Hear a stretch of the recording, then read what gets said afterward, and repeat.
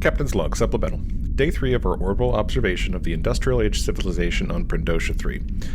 We seem to be here for what a majority of the planet's people call the renewal holiday. It reminds me quite a bit of Old Earth's Christmas. We have observed the Prindoshans organizing gatherings and feasts, giving gifts to each other. The ritual around growing a shrub in their homes even reminds me of a Christmas tree. However, there are some fairly stark differences as well. Apparently on the final night of the holiday, it is customary for everyone to shed their clothes. It doesn't seem to be sexual in any way, just a symbol of rebirth. But, oh boy, that would make an awkward Christmas party tradition back on Earth.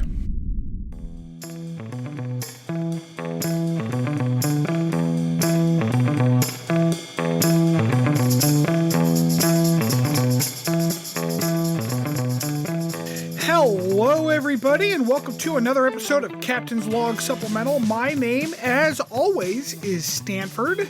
I hope everyone out there in podcast land is doing okay. I am joined by my two lovely friends and co-hosts.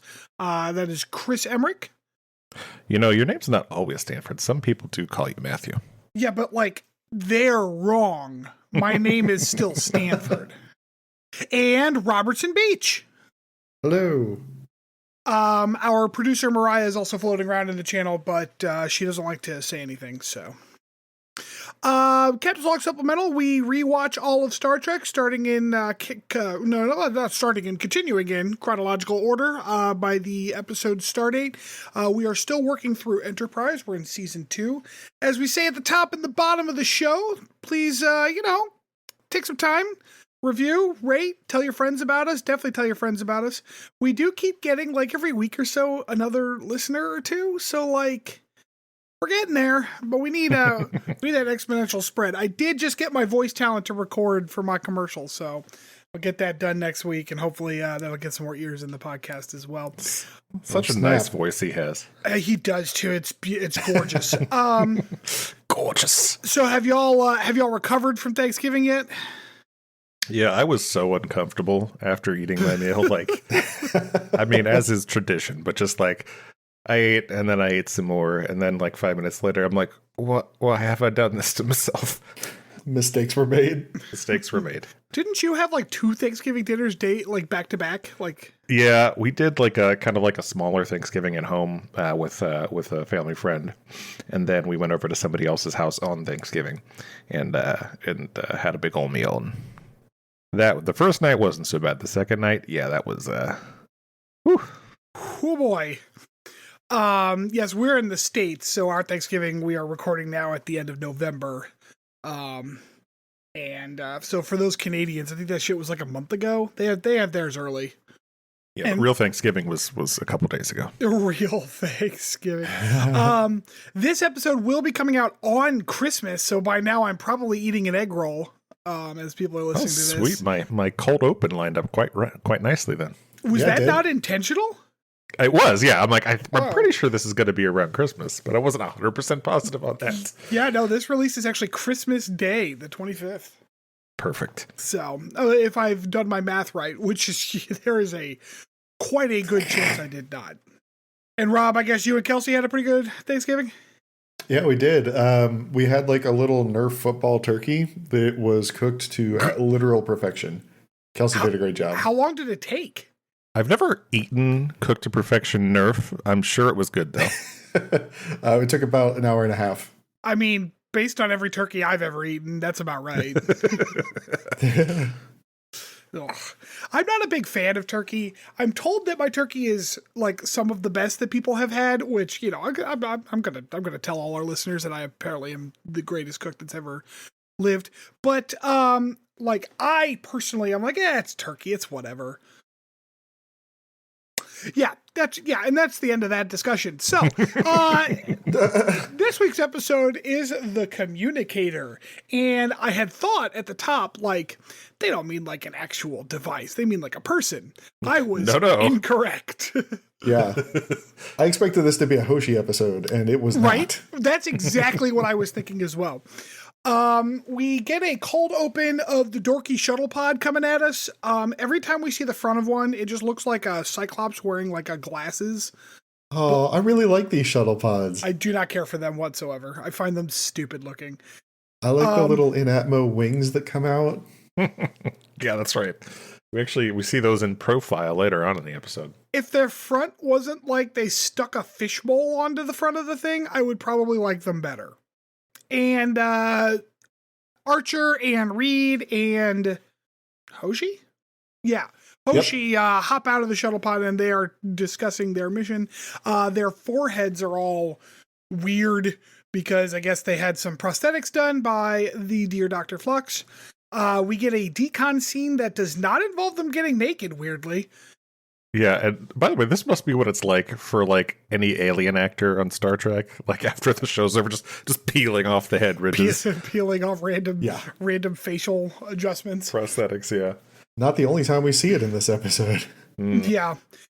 As they're getting kind of out of the decon and getting their things together, Reed realizes, gasp, he has misplaced his communicator. He is very excited about this, even though it's like there's a few more places to check before you really get bad about this. But like, also, is there not a protocol for this kind of thing? Because like a checklist before you head back up. Right. You know how like surgeons, they like count everything so that they don't leave like some fucking forceps in a body or whatever. Like you'd think they would do the same thing with a pre-warp civilization. The old spectacles, testicles, wallet, and watch. You got to hit the primaries. Yeah. But we are looking for the communicator when we get to a little bit of Faith of the Heart. I really like the little like pharmacy window that Phlox has into the decon room. Like it really takes me back to my days as a pharmacy tech. Did you have to get naked in the decon with everybody? We did not have to get naked in the decon. However, we did have a little sliding window that was theoretically protecting us. I don't know. This one seems more fun. Yeah, this one does seem a lot more fun. Yeah. Yeah. So we get back from the commercial break, and the communicator is they're tearing at the shuttle pod. They're trying to find it. I guess we can't track these things. I feel like a communicator should be fairly easy to like pinpoint, since like cell phones today can do that pretty easily. I mean, they narrow it down pretty well. You'd think they would at least like hit the like find my communicator button so that it would make some noise. Just starts playing your ringtone for you. And also like I don't understand, and this is going to be a theme throughout the entire episode. I do not understand why they even have a transporter. Yeah, I was gonna say like they could have solved this very quickly. Like I asked that at the point where they're stuck in a jail cell later. Like, why didn't they just use the transporter? Because at that point, they knew exactly where the two of them were. Right. But even before then, like, I understand that they're nervous about transporting people still, although they do it, when the plot demands it. But, like, the communicator, they could just grab that. What's the problem? They could only narrow it down to like a couple city block wide radius. So, I mean, they could have transported up, 3 city blocks worth of stuff, I guess, that just sifted through it all. I guess, like, I would have assumed that the transporter... Oh, got another body. Oh, God. Oh, shit, we just got a hip. Like, not the whole person, just the hip replacement they had. Oh, God. Anyways, so we got to go back down to the planet. Hoshi's going to stay up on the ship to try to, run some kind of algorithm to find the communicator remotely. Trip wants to go. Like, he is eager to go. And Archer says, no, stay here. I don't get the point of that exchange. Yeah. All right, awesome. We're in the shuttle pod, and Reed is doing his standard woe is me nonsense that I'm fucking tired of. They decide they're going to check out like a tavern that they were kind of hanging out in, like a bar, because that's where Hoshi kind of pinpoints it to that like city block. And they're like, well, we were... You forgot to mention that Archer wanted to give him a nice little flogging, right? Yep. Yeah.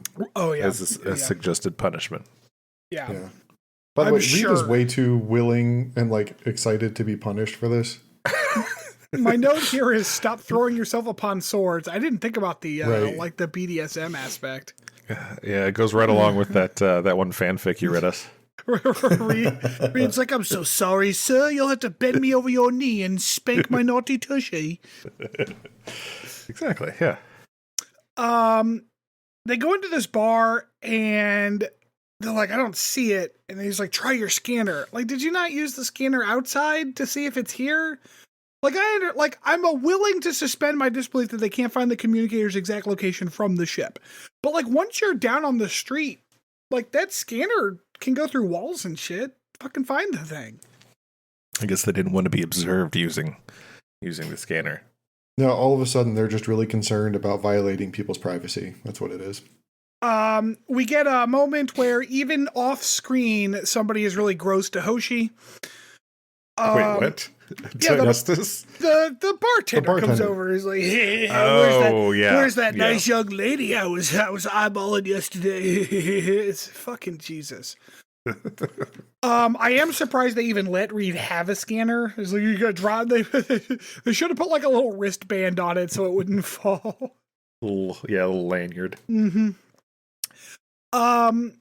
They find that the communicator is in the back. There's like some soldiers also drinking here who keep eyeballing them, and there's like some camera panning. They go also, in the back. Like the proprietor like head nodded to the group of soldiers after he talked to the archer and them. Yep. They head to the back, realize that the communicator's back there. They're like, there's a couple of people in the room with it. Maybe we'll just wait. They come back out. The soldiers decide that this is the moment to get into the least exciting bar fight that's ever happened. Pow. Yeah, like 3 punches, a small table is thrown over, and then we're done. Yeah, they immediately threw that table. Hey, you know why they lost, though? Archer's first move was to throw the table over. Yeah. Uh-huh. But you know why they lost, right? Because they're the least capable people that have ever been in the galaxy? Because they didn't get on the ceiling? Oh, no. Also a fair point. No double punching. That's correct. 100% accurate. Yeah. Double punches are unbeatable. Just like ceiling troops, they're an unbeatable tactic. But these people haven't split the atom yet. They can't be seeing such advanced tactics. They'll ruin their culture. Oh my god. Okay, I'm cracking myself up. So anyways, once again, Archer is the least capable man that's ever existed, so they are immediately captured. And we cut to Act 2. Act 2. Hoshi's like, we haven't heard back from the captain. What should we do? Is like, should you try to send them a message? And Hoshi's like, no, the communicator would draw attention. I guess their communicators don't have like a vibrate setting. Right, or like just use like Morse code or something. Like there's got to be a convenient way that you can like get a message to people without an earpiece. It being like. Also, I guess the communicators just have like a translator built into them because we're gonna talk about that in a goddamn minute because I have questions. That's a little later. Does it start with why didn't they bring Hoshi back with them? Well, that would be a good point, but she had to go run the algorithm. Hoshi says that and the reason that they suspect that something's going on is because they are 30 kilometers from where the bar was, right? Because they're kind of tracking, I guess, the other communicators. Right, because at this point, like the lieutenant guy has identified them as spies of this other of the quote-unquote alliance. Yes, alliance. Yeah, the whatever enemy group that they're against. Yeah, and it is vague throughout the episode. I can't tell if they're like a non-government organization. It almost, but like, because it's like, it's weird that they have a standing military, but it's also like they have spies and stuff. It was very ill-defined. I'm pretty sure that these people were supposed to be space Nazis because usually words like alliance are left for the good guys. Although, like, to be honest, except for they didn't like these spies that turned out to be fucking aliens. They didn't see it. They were just guys. Like, there was no... Yeah, but their patch was red and black. That's a good point. That's a good point. Symbolism is a big thing in Star Trek. Yeah. Gah. Space Nazis. So they track to another part of the city where Hoshi's like, there's 100,000 people in this part of the city. We'll never be able to pinpoint them. Then we immediately get a camera cut to this compound that's clearly in the middle of a big empty field. It's like 6 buildings and grass. And a little later, we get like a differently angled cut of this building, and there's like just a mountain behind them. Like there's nothing around them. But anyways, there's 100,000 people in this part of the quote unquote city. The aliens have Tommy guns, which is fun. Or like some kind of gun with like these weird double drum magazines. Drums, yeah. Yeah. So T'Pol tried to communicate with the captain through the communicator. She realized that the communicator got picked up, but no one was talking, so she cut the communication. So when we get back to Archer and Reed, they are being interrogated by the leader of this like small band of military people. General Gooses. Yes. The worst interrogators in the entire universe. And he understood T'Pol's communication because he's like, which of you is the captain? She seemed very concerned. And this is where I have complex logistical questions about how the universal translator works. Because obviously the communicator's doing the translating, which like, oh, okay. But Archer and Reed didn't have their communicators because they got searched and stripped of them. So what is translating for them right now? So I had a thought about this, and I kind of wondered, I kind of wondered if maybe when Hoshi sent down T'Pol's hail, they were automatically converting it into the local language to make it less conspicuous. That's fine, but what are Archer and Reed using to translate right now? Look, it just works. Yes. It just works. Todd, the Todd father. It just works. They It's one of those studied things, real hard. It's one of those things where it's like, I would let it go, except that this specific show likes to have the universal translator not work all the goddamn time. So like they keep bringing it up. It's just like the Ant-Man thing. Ant-Man is fine. He gets bigger and smaller. I get it. Whatever. Thor makes lightning for no fucking reason. It's magic. Okay, but as soon as you try to put some science in there, it doesn't fucking work. And so, like, here the universal translator doesn't make any goddamn sense. I would let it go, except that they use it as a plot point as many times as they possibly can. Yeah, it but this time it wasn't convenient to them. So what we didn't see was them. It's a surgical implant that's implanted into all the crew's ear now. So it just works. Okay, then why can't they communicate through those? It just works. Anyways, Reed and Archer both get fake TV punched, and it's the funniest things I've ever seen in my life.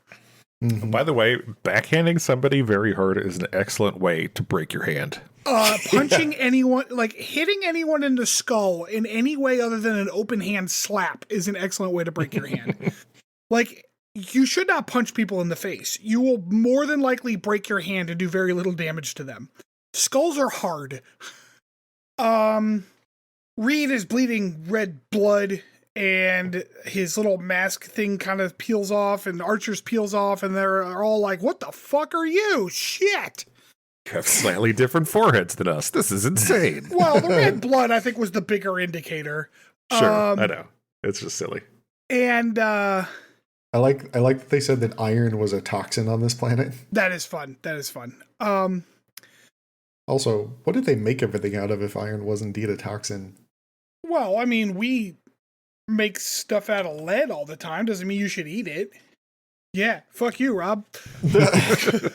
All of our stuff is really heavy. Help. So we get back to the Enterprise, and they've got this. They're trying to hatch this plan because they know they're being kept, in this prison. And Trip's like, "Well, we got this cloaking ship. I don't know if that'd be a good idea. Maybe not. It's a stupid suggestion." And T'Pol's like, "Yeah, that's a great idea." And Trip's like, "Oh boy, let's go get it fixed up," because apparently they just have a ship that cloaks. Because that sounds fucking handy. I assume it'll never come up ever again, but probably. Trip and Travis are trying to get the cloak to work on this ship.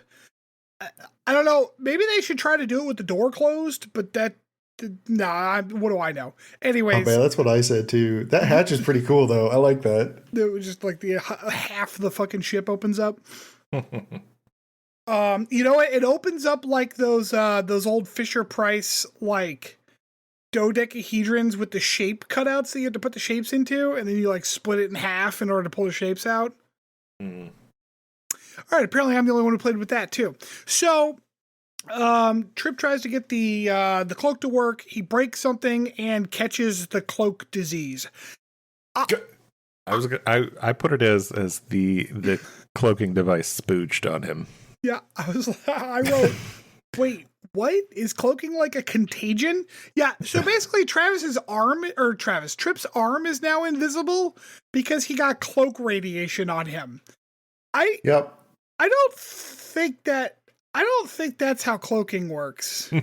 Even like a little bit. Nope. It really made me wonder, because like when he goes to see the doctor explains that there's some sort of quantum particle, which does that mean that cloak is like pulling the device in and out of different dimensions? Like what exactly are they trying to say about it? I don't know. I mean, it's not like his hand didn't work. Pseudoscience. Star Trek pseudoscience. Okay, my next note is what the fuck is even happening? I don't remember what that is, but that's the discussion with the doctor, because it's like, what are we doing here? Yeah, apparently it's quantum. I don't know how you catch cloak. Get a nice panorama of the fact that the compound is the exact opposite of a city. Mm-hmm. And then so one of the things that they confiscated from Archer and Reed is a phase pistol. And they've decided, like good soldiers, that they're going to test this thing in a garage. Like, at least take it to a firing range, which they have to have. Or like a clearing barrel, which they have to have. But now we're just going to test it in like a garage. Let's shoot some pallets, guys. Yeah. This is like the Area 51 of this planet. They got to keep it all hidden. So they have a doctor take a look at them. And the doctor got some kind of x-rays and stuff, and they were like, well, your foreheads were weird, but your insides are fucked up. They're like, you got a redundant kidney. You got, I don't know what this thing, I don't even know what any of this shit's doing. And so Archer and Reed, I guess, are still under the impression that they don't want to tell. Basically, the aliens figured out that they're aliens. They're like, y'all show up. We got this picture of this spaceship that we just realized we had. Your bodies don't work in any way like ours. And you have technology that none of us have ever seen before. You're obviously fucking aliens. And which they immediately just abandoned that theory. Yes. Archer and Reed are like, no, we're not. We're working for the Alliance. And they're like, oh, shit, they're right. And so that lines up with my preconceived notions. It's perfect. And like, at first they try to stay silent, so they go ahead and punch Archer in one of those redundant kidneys because like he's got two of them. Fuck it. Yeah. And then Archer's like, no, we're with the Alliance, which I'm not really sure what Archer's plan here is because this seems like a bad idea. And then Reed goes off on this fucking thing about being a genetic experiment of their enemies and shit, which are all like easily disproven lies. Mm-hmm. But these people, to their Doctor's credit, like, I guess, that's plausible. Yeah. Doctor's like, yeah, that makes sense to me. Shit. I see no flaws in this logic. So, they're like, well, take them back to their cells. And then the general's like, well, if they're genetic super soldiers, we might as well kill them and harvest them and see what we can learn from them, which is the obvious result of all of that. I don't know what the fuck any of these people were thinking. Cut back to Trip and Travis. They're talking about Trip's invisible arm. This is really amusing to Travis because he is a prankster, as we have found out. It's a well-established fact.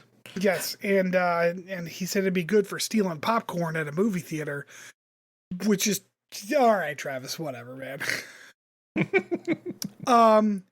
Trip's like, try it now, and I can tell just by the camera angle that it's going to work this time because like they gotta cut Trip out of the special effects area. 2003, or 2 probably still. It works ish, and T'Pol's like, we gotta go. They're gonna be hanged in like 2 hours. I don't know why we're hanging them. Can we just shoot them?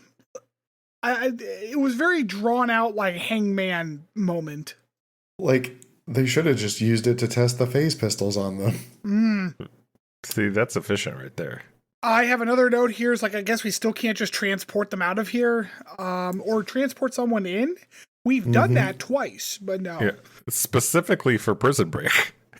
In both times, yeah. Once on Pajem and once at that Suliban, concentration camp, yeah.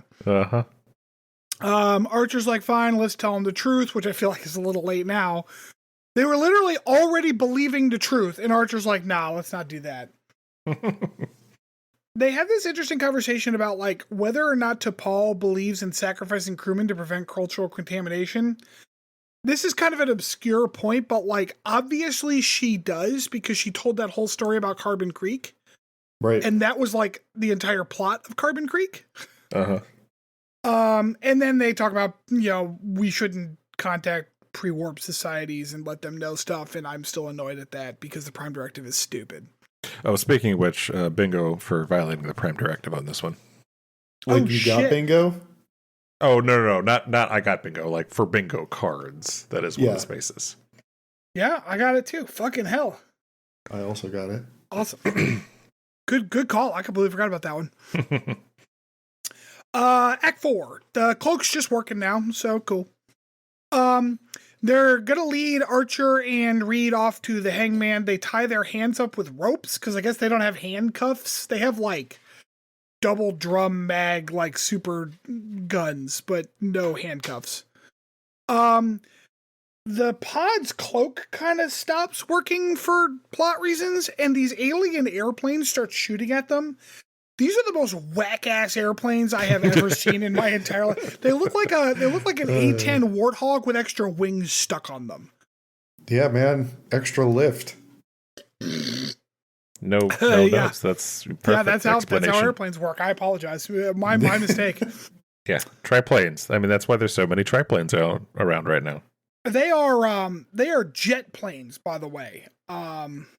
Yeah, I noticed that. Like, they're fancy looking jets for a pre-atomic civilization. Well, and I mean, to be fair, all they said was these people hadn't split the atom yet. Like, it is conceivable that we could have had, like, jets and the atomic bomb were developed about the same time, right? That's all World War II tech. So it's conceivable that, like, we could have just not developed a bomb, but still had jet. Theoretically, the Germans did exactly that, because they had jet airplanes and they didn't have a bomb. Sorry, I just mean, like, they look very advanced for that, like, same era. It's all them extra wings, man. Yeah. Yeah, they spent the time that they would have done developing atomic energy to more wings. So, they get the cloak working again. They land in the courtyard next to the thing. Trip and Travis, like, and T'Pol do these dumb, like, combat rolls out of the cloaked ship and start shooting people. I get that they had the drop on them, but there's no way these, like, Starfleet chumps are better than the trained infantry troops that are shooting at them with automatic weapons. Hey, man. No, it's fine. Yeah, don't forget, Hoshi taught those like colonists how to defend themselves against Klingons. T'Pol did. No, Hoshi was the one correcting the. Hoshi taught him how to shoot. Yeah. Oh, I thought we were talking about combat roles. I mean, she was the T'Pol was the combat role queen. They're about to leave. Archer's like, no, I got to grab all our shit. So they go in and grab the communicators and the scanners and the copies of their, medical reports. Boy, I hope the doctor didn't make any copies of those, because whatever. Meanwhile, everybody's plot armor is holding up real well. Oh, great. Yeah, everyone's good now. A joke was told here that was so stupid, I wrote how stupid it was, but didn't write what the joke was. Wait, what was the scene? Are we still in the firefight? No, I think we're up on the ship again. Because I wrote, was that a joke? That's fucking stupid. Oh, Archer, like, almost lost his thingy, and then Reed found it. His communicator that's right. Or whatever. God, what a stupid fucking moment. Uh-huh. It's like, that's right. I was like, you almost did the thing I did. And then they have like a brief moment where they were like, T'Pol was like, even without our tech and even without the X-rays, like, we fucked this culture. like, you really screwed their politics up, because the one side now thinks the other side has these really advanced technologies. And, like, that's a good point. That's a good point that does not get discussed here, is that, like, because of your lie, not even because of what you did, because of the lie you told, these people are convinced that their enemies, who they already hated, have, like, super soldiers and cloaking technology and shit. Like, that's not good. That's not a good look. It almost, and I think this is kind of to Paul's point, it almost would have been better if you just told them the fucking truth when they were believing that. Right. Because then it wouldn't screw the politics up. Right. And I don't disagree. I think she's right. We end the episode with Trip getting out of sickbay. His hand and arm are mostly good, but he's still got a hole in his hand that he can see through, so he's gonna be real good at hide and seek for a little bit. And that's the episode. I have a question about everything that happened with Trip. Does this count as Trip getting violated? No, I think that's too much of a stretch. No. No, that's Close, fair. I didn't know if it was like, I don't know, non-sexual. Like, I also thought about using T'Pol's the only adult in the room for this one, but I don't think that really qualifies either. Although I think we already got that one anyway, so. I think we caught that one at some point. So anyways, I pulled a rather interesting piece of trivia when I was trying to figure out some things for the deep dive, and I ended up not using this as anything, so I'll tell it here. Apparently this entire episode is based on someone's extrapolation of an idea from a TOS episode, where there was a plant they go to that's like Chicago mobsters. Oh, yeah. Well, at the end of that, the doc, Bones, says he lost his communicator on the planet. And I guess whoever wrote this episode was like, hey, I got an idea. What if we did a whole episode about that? So what'd y'all think? I mean, outside of the obvious, like, why didn't they do thisness of this episode, I think it's a 3. It's pretty standard Star Trek stuff. Same. Yeah, I gave it a 3 out of 5. Again, the refrigerator logic kind of took it down a little bit for me, but overall solid episode. What's the refrigerator logic? Indiana Jones hiding in a refrigerator from a nuclear bomb. Oh. No. No, Chris, you dumbass. No, refrigerator logic is things you think about when you go to the fridge after watching something and you're like, oh, wait a minute. Oh, I've never heard that before. Okay. That's armchair analysis to me. Yeah. A little double A. Refrigerator logic. I just took it as the stupid, things they do to just make the plot work. Yeah, I don't know. I don't know. I was leaning 2, but maybe I'll let it go at a 3. I mean, I think the storyline itself, outside of the, as you said, the refrigerator logic is solid. It explores, contaminating a less advanced society, which I think is not certainly new territory for Star Trek in general. They hit on it in pretty much every series, but right. It's interesting. Interesting. Okay. Anyone else got anything else that they'd like to say about this nonsense before we move on? I had a thought as they cut out of the episode. Like, how they do the standard, like, here's the Enterprise, flying off into the sunset kind of deal. The more I see it, the more I like the NX-01. I think the NX-01 is pretty solid as Star Trek ships go. I find it not to my aesthetic tastes. That's surprising because I don't want to say it reminds me a lot of Voyager, but it's got the same kind of like streamlined vibes in my mind. I find it unbalanced in a kind of silly way. Unbalanced. To me, it looks like a cartoon character whose head is too big. Wait, more than the Enterprise D? Because that looks cartoonish. I don't think the Enterprise D is very good looking either to my aesthetic tastes. I thought the C was a good, proportion. I thought the original through B were fine. I actually liked the Sovereign. But I found the D and the NX-01 to be very silly looking. Interesting. Also, if you really want to, so let me ask you a question, both of you. You know the intro, right? They show all the different ships and shit. Uh-huh. Yeah. What is the spaceship at the very end, right before the NX-01 shows up? I don't know. Yeah, I don't think anyone does.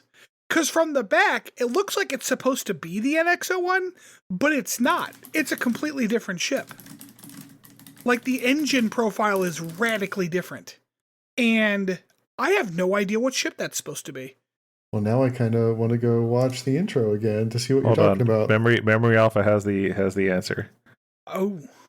That is the SS Emmet in orbit of the lunar colonies. The fuck is the SS Emmet? The SS Emmet was an Emmet-type starship in use on Earth and Luna before the NX class of starships.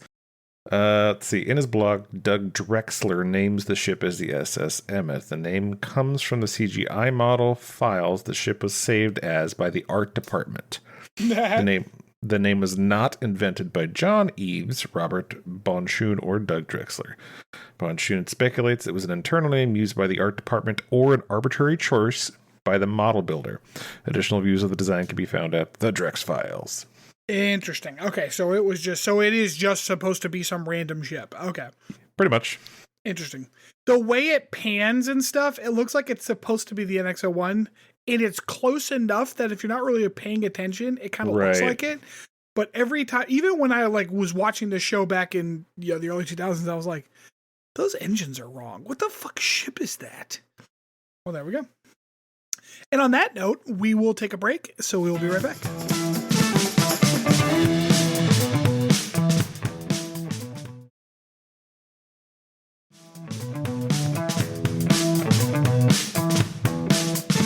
Welcome back, everybody. So today for the deep dive, I want to talk about something kind of related to this episode, and that is uncontacted peoples.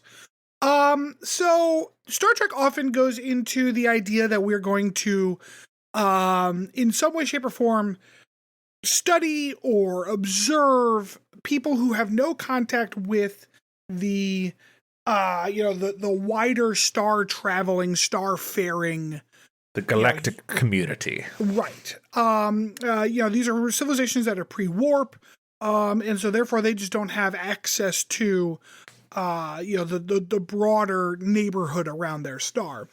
But while in Star Trek it is often, a contrived plot device, the concept of uncontacted people is actually a real thing, and we have uncontacted people on Earth still to this day.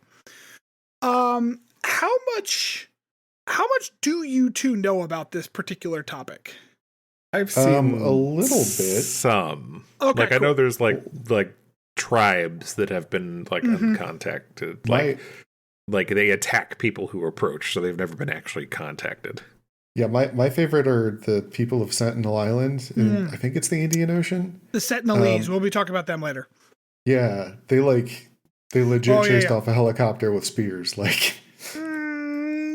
It is surprisingly more fun than that. So we'll get to that. We'll get to them at the end. So uncontacted people. Uncontacted people is actually kind of an interesting concept to define. Because what exactly constitutes an uncontacted tribe, or an uncontacted people is not very, very clear. The problem is that because of how widespread kind of modern globalized society is, we're not sure there is a single individual on Earth who does not know that there exists modern society. Right. Yeah. They have been, in contact in some way, shape, or form, or at least know somebody who has.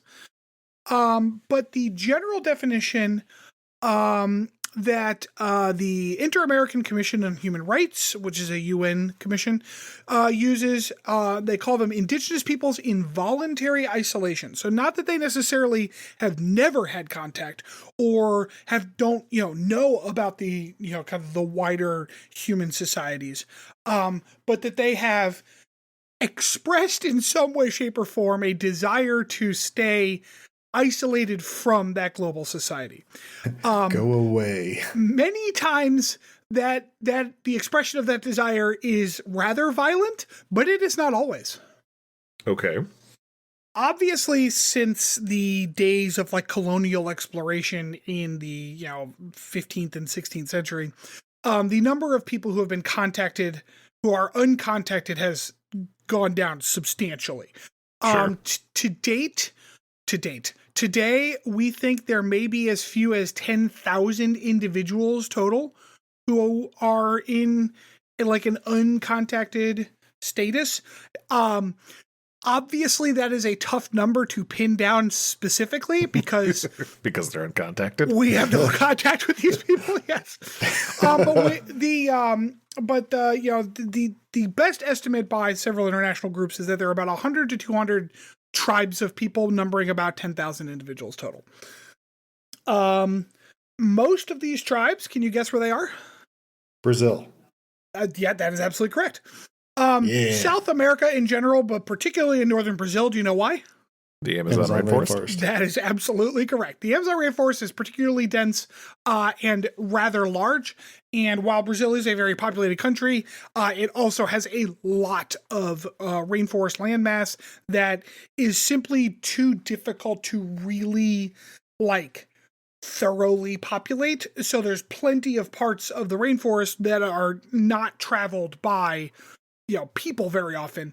And unlike things like the Sahara Desert or the Gobi Desert or other places where there are no trees, the rainforest has the added benefit of the very thick foliage and canopy, meaning that we also can't get good satellite imagery of what's going on underneath.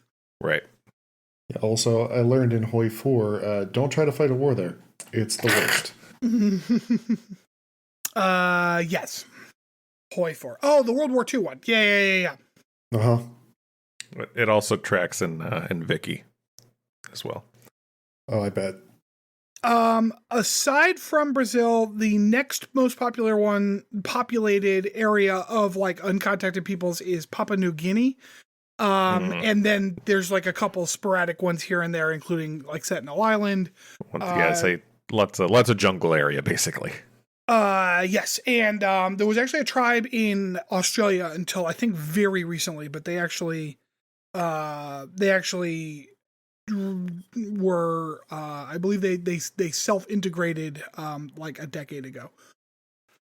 So the question that often gets asked, and this is kind of a question that it may sound like I have asked in the past, especially when we talk about the Prime Directive, is the ethics behind uncontacted people, because, as I've said before, it's if a starship goes to a pre-warp society, they literally have access to medicine that can cure almost everything that these people have to deal with.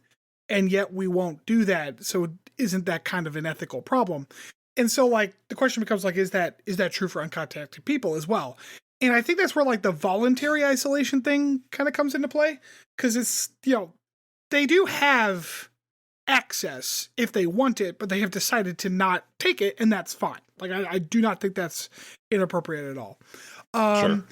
But I am that is not what everyone thinks. A lot of people think that it is apparently an ethical problem to allow people to live in a quote unquote primitive way when the rest of society around them enjoys certain luxuries and freedom from disease and suffering that they don't because of this choice. Yeah, I mean, let's just take away a completely separate people's, right to choose things for themselves. That's exactly it. It's that right to choose thing. Yeah. It reminds me a lot of religious cults that don't let their participants pursue modern medicine for whatever reason. Right. Yes, and so I think that's because I have an issue with that different. though. That's a good point though. Is it different? I think it is, because those cults are I mean, I don't want to say integrated into our society, but they certainly live within the borders of this country or whatever country they're in. I mean, I think and maybe we're splitting hairs here, but I don't know. To me, that's different enough. They often do, though, try to like separate themselves from regular society as much as is reasonable. Like they'll build compounds and then never let their followers off of the compounds. And like, So that's a little different, though, isn't it? That's kind of an extreme, but like, let's think of things like the Amish. You know, they're not like, I don't know if anyone would reasonably call the Amish a cult per se, but like, if the Amish denied access to a technological breakthrough that would save someone's life, is that a problem? Do they, though? Oh man, I don't. That's why it's a hypothetical, because I don't know enough about the Amish to think that that's true. I mean, they don't install airbags on horse carriages. That's not wrong. Like, yeah, that's a good point. Yeah, I mean, I don't know. This feels like an awful topic to try. Yeah, I didn't even think of like, well, because you brought up like it's like this, and I was like, oh shit, because I kind of have a problem with that. But then I don't know. Fuck, that's a tough one. Jesus, I think okay. So I think there is a difference here, in particular with the Amish, because they aren't fully separated from our society, right? They do. Oh yeah, no, they go to Perkins all the time. Yeah, they do integrate to a certain degree. So I think because of that, even if they don't choose to partake in some portions of it, because they are part of our society, we do have, I think, an ethical obligation to make sure that people at least have the choice to access that more advanced medicine, those life-saving procedures, whatever it happens to be. Yeah. For situations where they're a tribe in the deep Amazon rainforest, I don't think that is the same. Interesting. And I don't know. I honestly don't know if I disagree or agree with you. I don't know. I hadn't, like, of all the research I did about this today, I did not consider that angle. This is so hard. Like, people don't. Okay, so like these cults are, for an example, like people from our society leave our society and join these cults, right? Sure, but like cults are generally preying upon people in a pretty obvious way, right? Yes. Like, that's different. It is different. That's what I'm saying. Right. Like, I agree that like Branch Davidians are different than like the Amish. Right. So, and once again, I think going back to the Amish, that goes back to my point where they're not fully separated from a society like some Amazon rainforest tribe is. But here's the thing, like, to Stanford's point, we're not really sure how many of them are truly uncontacted, because even the ones that we say aren't really. Like, they've gone and rediscovered tribes who, like, through oral history, remember being contacted by other peoples in the past. So it would be, I would say at this point in our history, nigh impossible to really say that a group of people were truly uncontacted throughout all of their history. So, like, in some areas in the Amazon rainforest, there are peoples that know that all they got to do is hop on a boat and go down the river and they'll hit a major city. And they choose not to because they don't want to lose their way of life. And that is what they have told reporters, like, in documentaries before. So maybe some of them are truly different, but in my mind, that's pretty similar. Similar to what, though? To the cult that's choosing to just completely separate themselves as much as possible from the rest of society. I don't see it the same way. The question is, though, the question is, do we have an ethical obligation to make sure that these people are able to maintain a certain standard of living that we expect as a globalized, modernized society? Like, for example, we don't die of, in America at least, we don't die of tetanus, for example, very often, or tuberculosis, or polio. Like, we could... to your point... Sorry, go ahead, Chris. No, to your point, Rob, I get what you're saying about, are they truly uncontacted? Even if they have been contacted, they know of it. It's not the same as being part of a larger society. They are completely separated, I guess. And I'm not saying you have to agree with me. I'm just saying this is where I'm coming from. That's why I think it's different. Well, so anyways, I did not expect that quite that ethical discussion to happen. So that was awesome. A lot of the threats to uncontacted tribes are obviously like most of them are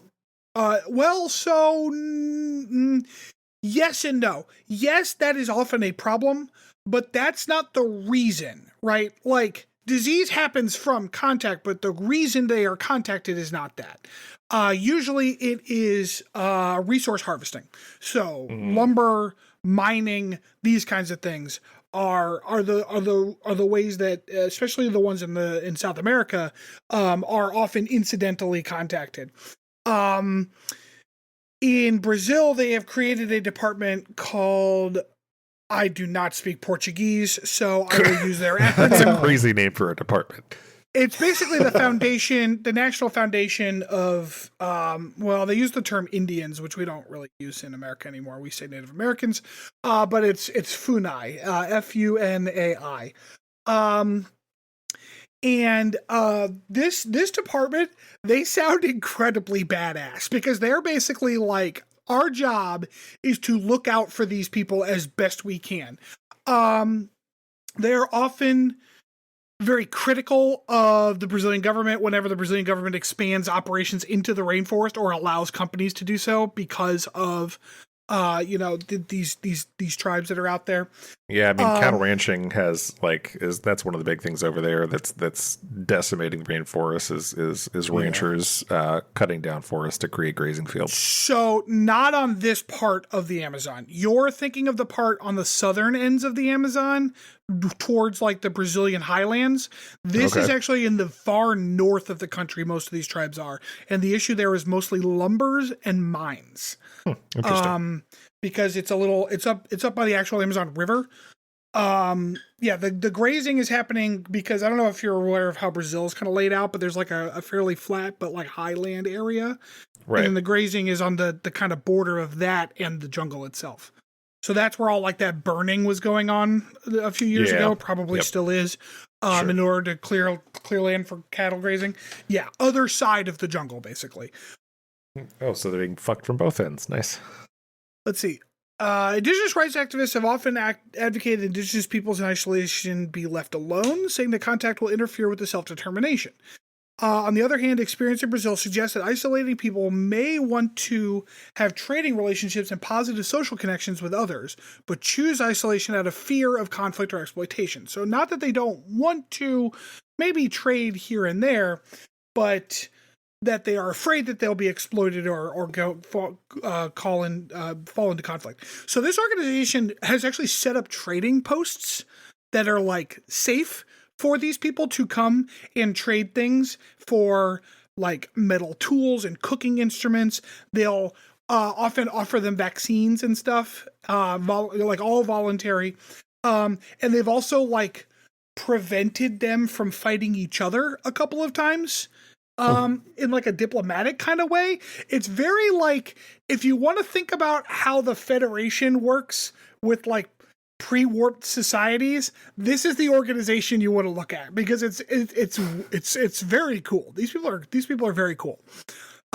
Which is weird considering how fucking horrible the Brazilian government is right now. Yeah. Not great. So didn't they kick Bolsonaro out at least?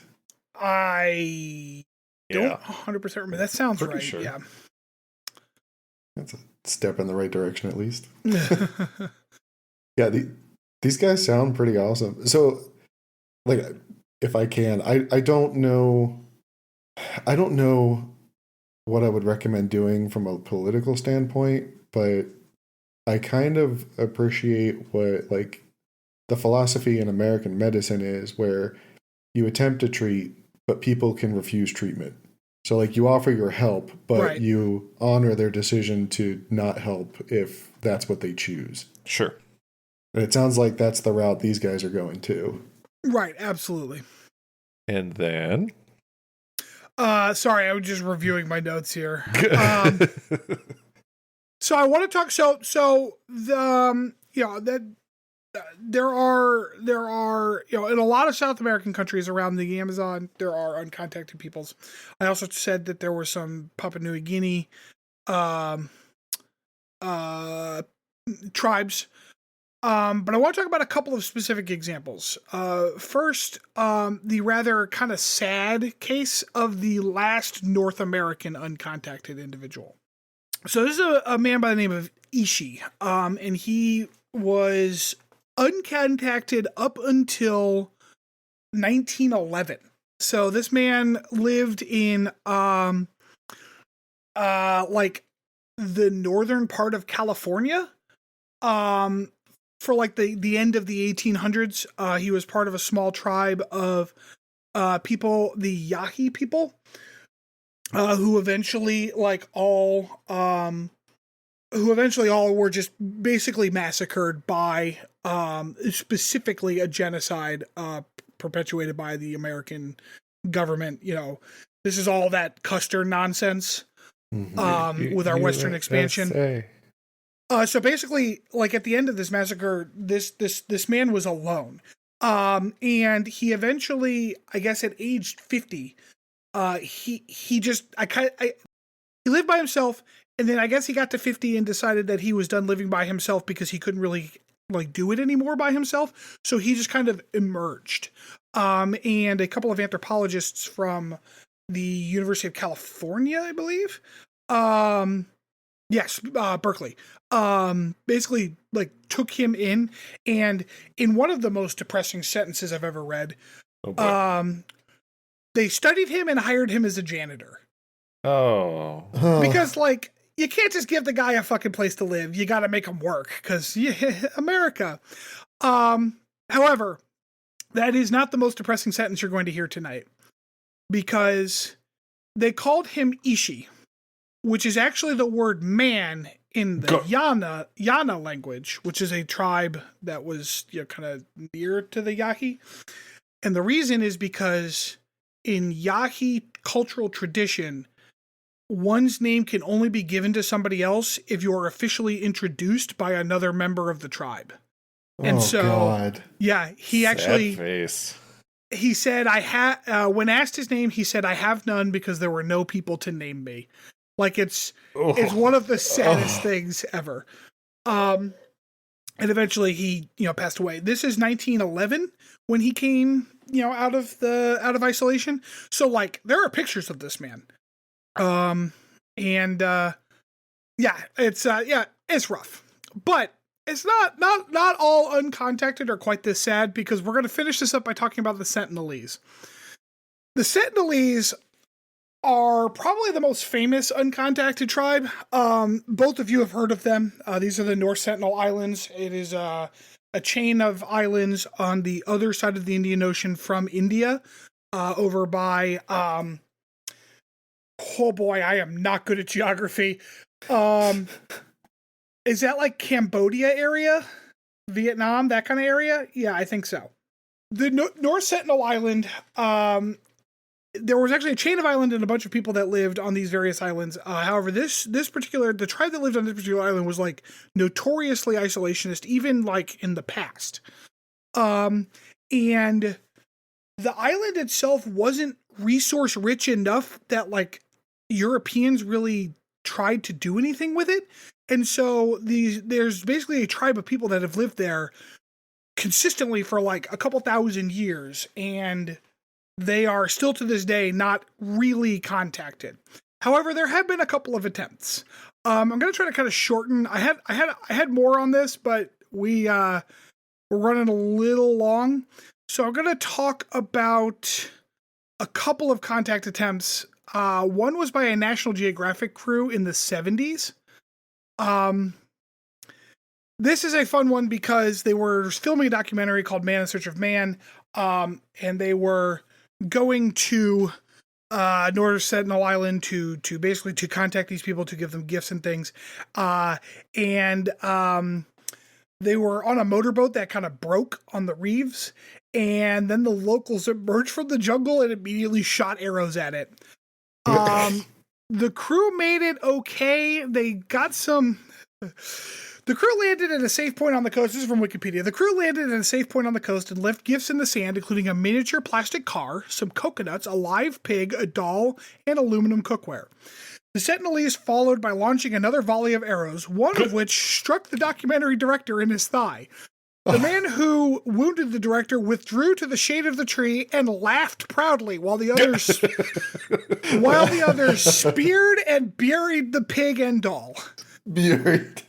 I used to be a documentary director until I took an arrow to the knee. They left afterward, taking the coconuts and cookware. Fucking pig. Give me them coconuts. There have been more recent encounters with them that are not quite as violent, although most of them end with them being pretty violent. There have been a couple ships that have shipwrecked on the air. The problem is that there is a fairly big shipping lane nearish by, and so sometimes in various weather conditions or people just making bad decisions, their ships will go too close. This is a barrier reef island, so it's in the Bay of Bengal, so it's like in between India and Myanmar, right? Basically. And so, for example, there was a ship called the Primrose that was carrying a bunch of chicken feed from Bangladesh to Australia, and it ran aground. After a few days, it has stranded their small crew. After a few days, the captain dispatched a distress call asking for a drop of firearms and reported that boats were being prepared by more than 50 armed islanders intending to board the ship. Oh boy. God. Strong waves prevented the Sentinelese canoes from reaching the ship and deflected their arrows. The Cree of 31 had to hold off the approaching Sentinelese with axes, pipes, and flare guns. Nearly a week later, the crew were evacuated by a civilian helicopter. Apparently the Sentinelese, and this is why it's hard to call things uncontacted, apparently the Sentinelese are very, very willing to, because like I said, a few ships have actually shipwrecked near their island. They'll go out and they'll start scavenging metal because metal is useful for making tools and arrowheads and things. So a lot of Sentinelese arrows and stuff are all tipped in metal, rusted like ship metal. It's awesome. Interesting. And then let's see, in the 2004 tsunami, I don't know if y'all remember that. It was a huge tsunami in the Indian Ocean. Yeah. There was concern that the population would have some problems because the resulting shift in the geological layout of the island meant that their fishing lagoons had basically gone away as the barrier reef had raised in relative sea level. But they turned out to be okay. They didn't find any bodies with aerial photography, and they did see some Sentinelese that were kind of around. They tried to get a little closer to see what was happening, and the Sentinelese fired arrows and threw spears up at the helicopters and scared them off. So they seemed rather, good to go. Not dead. Most recently, and I'm sure this is the one that you two remember, in 2018, a Christian mercenary, Jesus, well, not entirely wrong, a Christian missionary. Mercenary for God. Decided that his job was to go to the Sentinelese Island, live there, and convert them to Christianity. Oh boy, they killed his ass right quick. Yeah, that is not surprising. Let's see. He approached and attempted to communicate with the islander, but retreated after facing hostility. He came again. Again, this guy had 3 chances. He came again, recorded that the islanders reacted to him with a mixture of amusement, bewilderment, and hostility. He attempted to sing worship songs to them, after which, while other attempts, they burst into laughter. And then, let's see, eventually, according to Chow's last letter, when he tried to hand over the fish and gifts, a boy shot a metal-headed arrow that pierced the Bible he was holding in front of his chest, after which he retreated again. On his final visit, because he could not take a fucking hint, he instructed the fishermen to leave without him. Fishermen later saw the islanders dragging his body, and the next day they saw his body on the shore. Oh, God. There have been some people who have called for, we should be prosecuting the Sentinelese for murder. But the Indian government and the local governments are all like, fuck you. Like, let them be. This dumbass made a choice. Yeah, and that's basically how it is. Actually, and at one point, the Indian government sent a representative to basically erect a small, like, stone that's like, this is part of India, so that no other country would try to claim the island, because they just wanted to leave these poor people alone. Yeah. Which is like one of the few times I've heard of like a country claiming an island for a good reason. Well, I mean, I'm sure there's not really much resource-wise on the island, or else we'd be talking about a different story, I'm sure. Right. So that's kind of a brief discussion of uncontacted peoples. We are rapidly over time here, so let me go ahead and cut us out to break, and we will be back with Chris. No. Rob. Nope. Ah, man. We'll be back with Rob.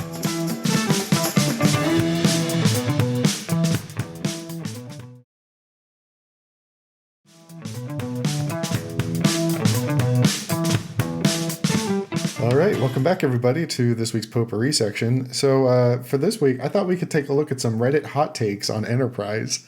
Woo!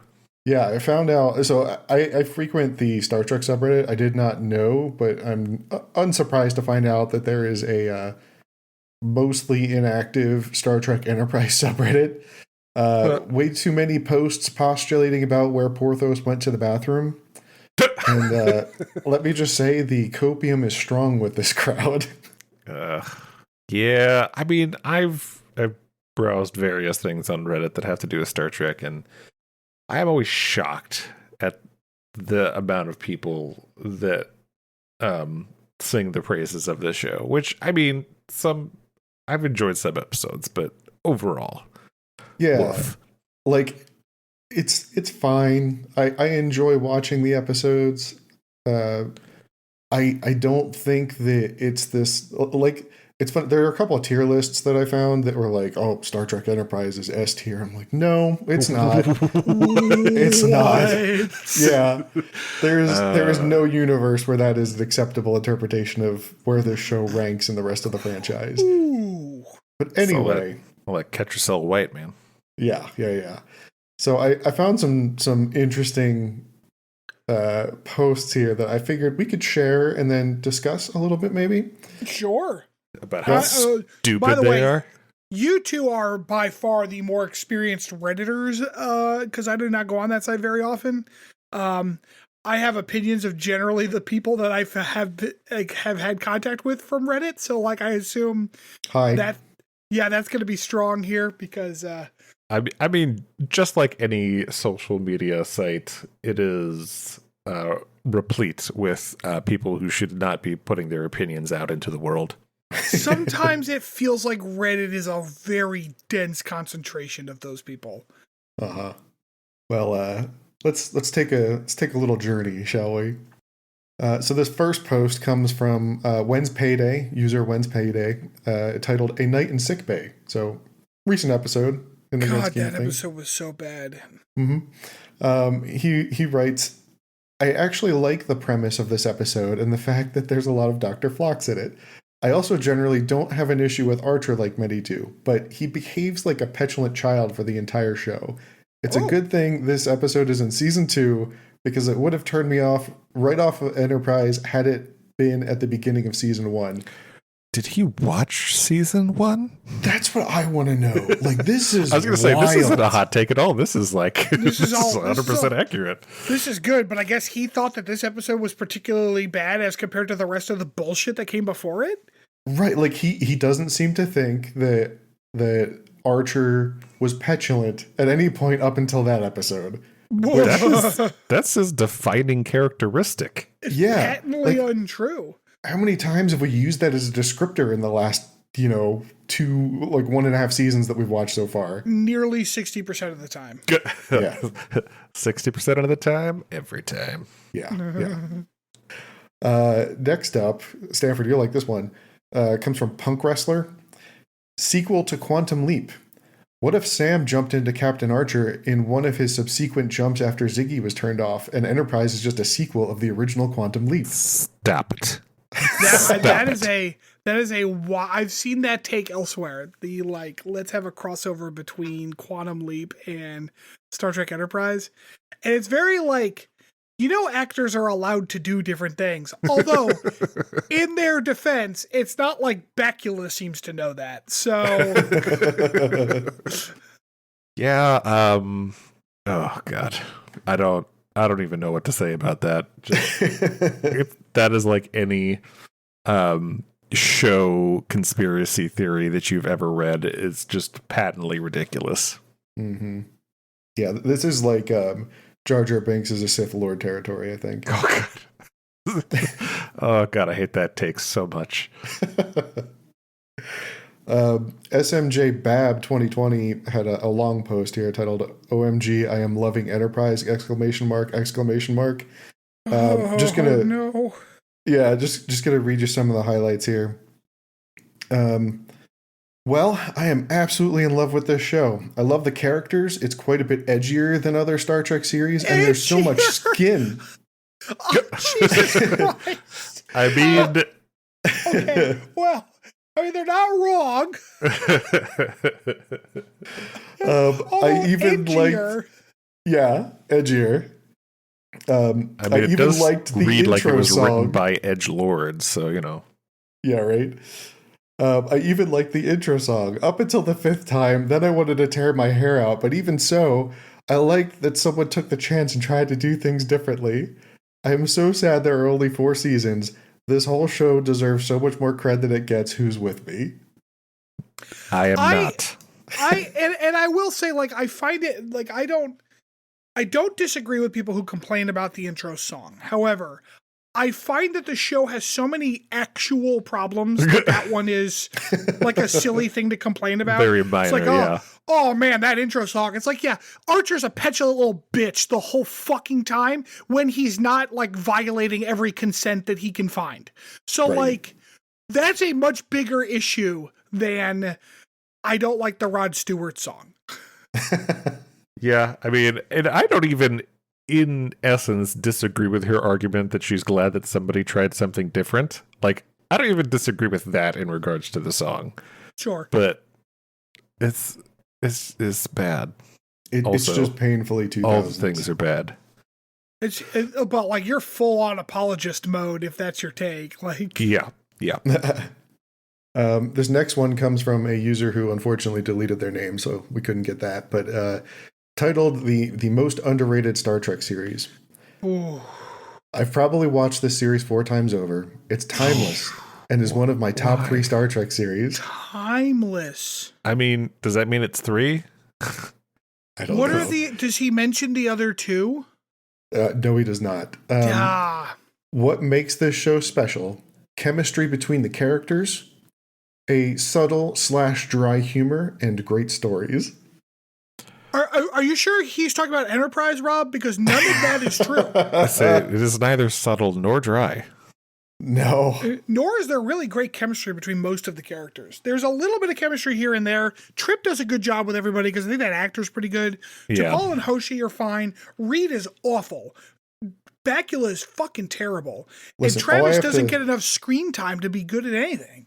All I have to say is that Travis is a real prankster. Fuck it. God damn this show. Phlox is good though. Phlox is fine. Phlox is good. I like Phlox. But Phlox like serves a very specific comic like relief role that he does fine, and there's no complaints there. So like I don't know, it's hard to call that like a chemistry source, you know? Yeah, because we don't get a lot of touching emotional moments from Phlox. Yeah, I'm trying to think now that you mentioned. I think the only like true like thing I've seen from him is like anger. Like it's outside of his normal cheery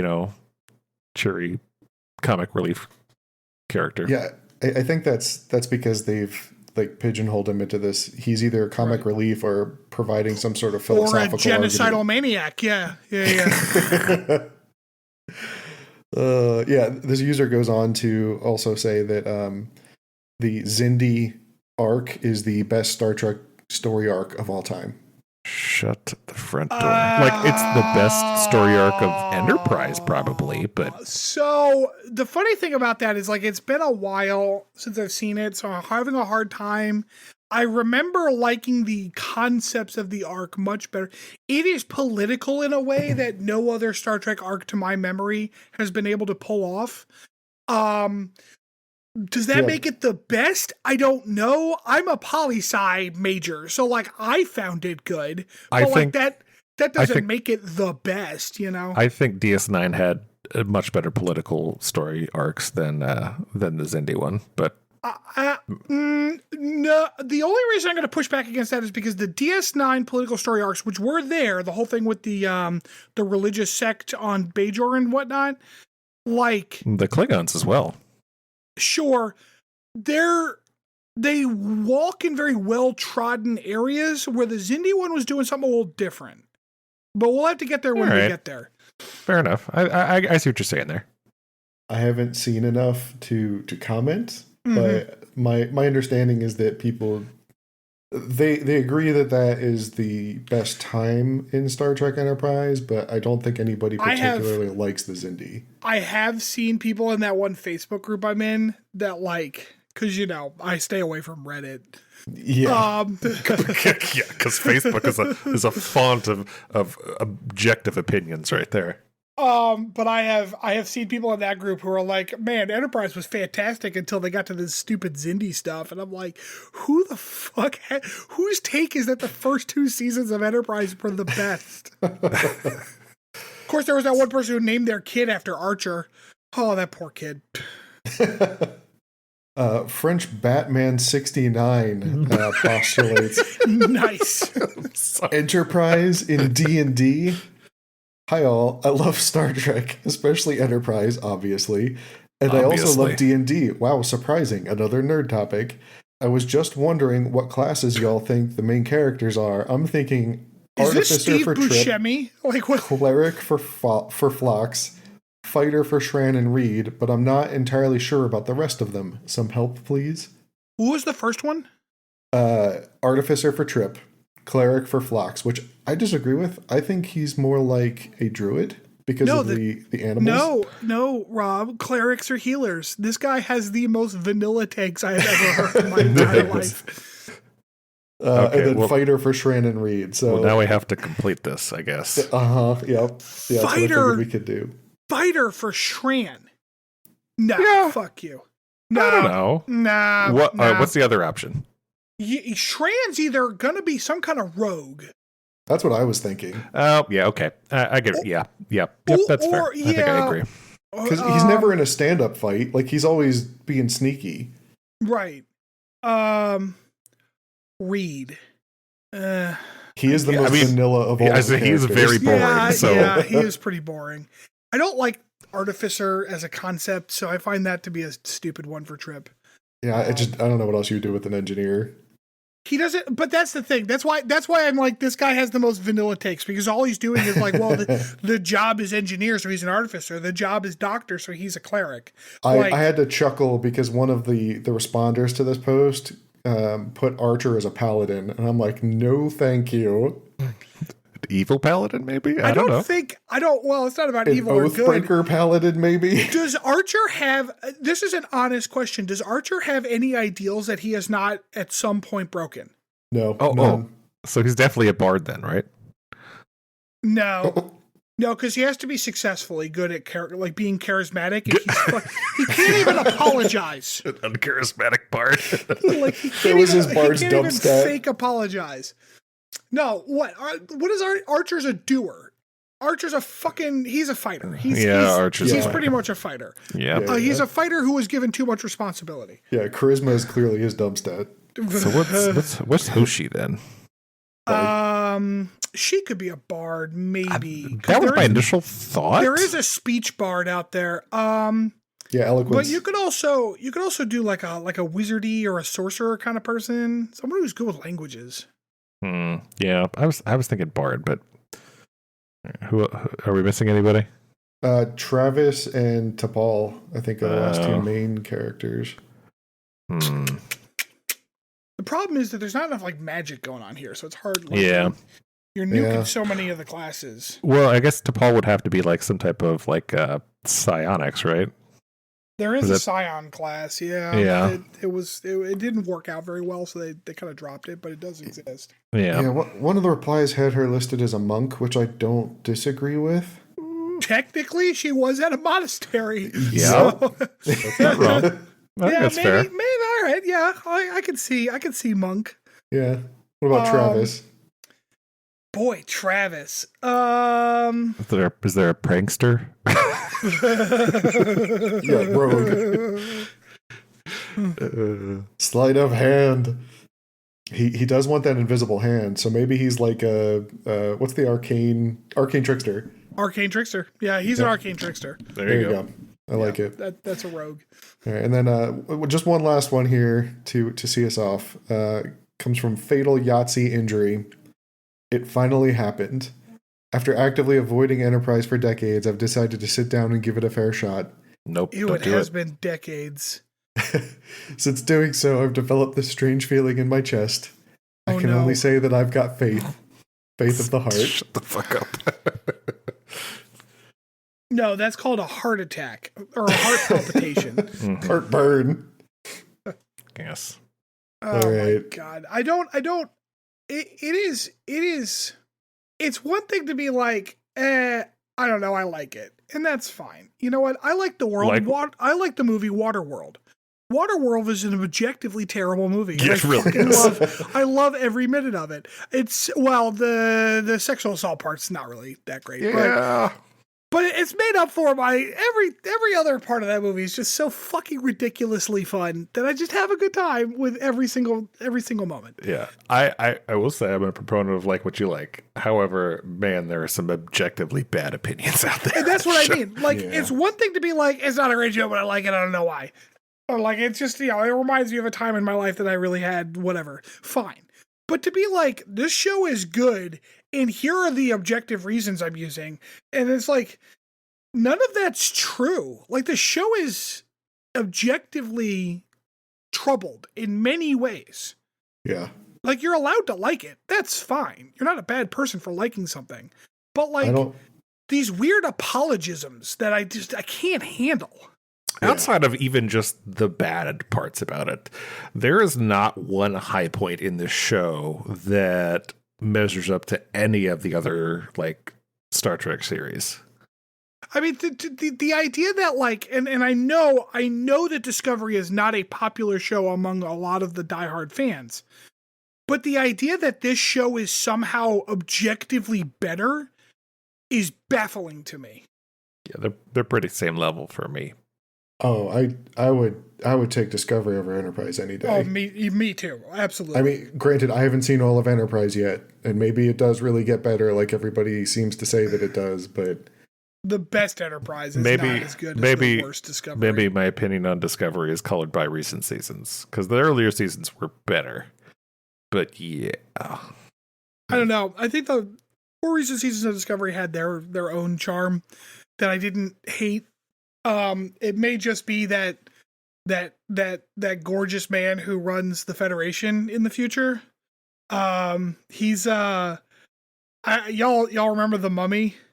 Yeah. Yeah. The actor who plays the head of the Federation is the one Arabic guy who's trying to like defend the Mummy's curse area with those people. Oh, okay. Yeah. So. And he has aged like a fine wine. Oh, Jesus. Yeah, that we'll get to that show too. Yeah. Well, that part of that show is the very last, so well, that's true. Yeah. Not to that part anytime soon. Yeah. Thank you, Star Trek, for making us save that for last. Oh no. On that note, fucking thank you. Drive. Thank you, everybody, for joining us for another week here of Captain's Log Supplemental. Oh, you know, it'd be a good Reddit hot take. That Captain's Log Supplemental is the best fucking podcast, and if one of our listeners could put that out there because we're not allowed, that would be awesome. Just objective fact. That's not. It's subjective. Yeah, because apparently you could just post on this Reddit any old lie and they call it a fact. So yeah, let's do that. Yeah. So do not subscribe, do not like, do not leave comments. Just go ahead and Go to repost Reddit. us all over Reddit. All of you. All six of you or whatever. 6 of you. Go to Reddit. And all of you make individual posts about how awesome we are. Have a good week, everybody. Good night. Bye-bye.